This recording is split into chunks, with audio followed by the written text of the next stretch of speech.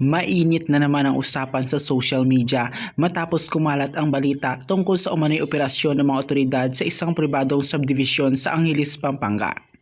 Marami ang nabigla nang lumabas ang ulat na pinuntahan umano ng National Bureau of Investigation o NBI kasama ang CIDG ang isang bahay na pinaniniwala ang posibleng pinagtataguan ni Senator Ronald Bato de la Rosa.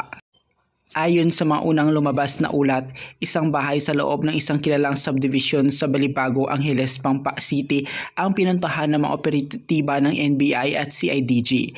Ang impormasyon daw na nakanilang natanggap ay nagsasabing posibleng naroon si Senator Bato de la Rosa.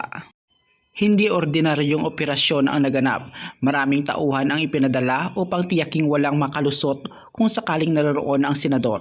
Mailang residente rin umano ang nagulat sa dami ng sasakyang pumasok sa subdivision noong araw ng operasyon. May mga naniniwala na dapat harapin ng senador ang naunang proseso ng batas upang matapos na ang kontrobersya. Para sa kanila, mas mabuting linawin na lamang ang lahat sa tamang legal na paraan kaysa magpatuloy ang mga espekulasyon. Ngunit mayroon din namang naniniwala na may halong politika ang nangyayaring ito. Ayon sa ilan, tila may mga grupong nais lamang sirain ang pangalan ng senador at ng kanyang mga kaalyado.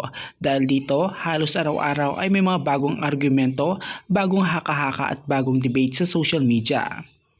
Sa kabila ng mahigpit na pagbabantay sa mga paliparan at iba pang lugar, tila naglaho lamang siya na parang bula.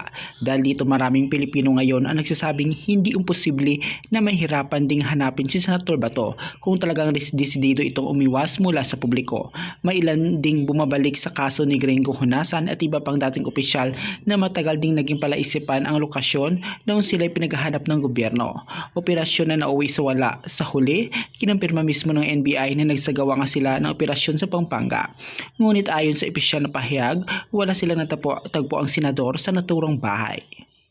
Dahil dito lalo pang dumami ang tanong ng publiko, kung wala doon si Senator Bato, nasaan na nga ba siya ngayon? May ilan ang nagsasabing baka nakaalis na ito bago pa dumating ang mga otoridad, at ang iba naman ay naniniwalang maaaring maling impormasyon lamang ang natanggap ng mga tracker teams. Ano man ang katotohanan ng isang bagay ang mas malinaw, hindi pa tapos ang usaping ito sa ngayon. Patuloy pa rin umano ang monitoring ng mga otoridad sa iba't ibang posibleng lokasyon. Hindi rin umano isasantabi ang posibilidad na may iba pang lugar na maaaring pinuntahan ang senador. Habang lumalalim ang investigasyon, mas lalong tumitindi ang interes ng publiko. Halos bawat update ay sinubaybayan ng mga Pilipino.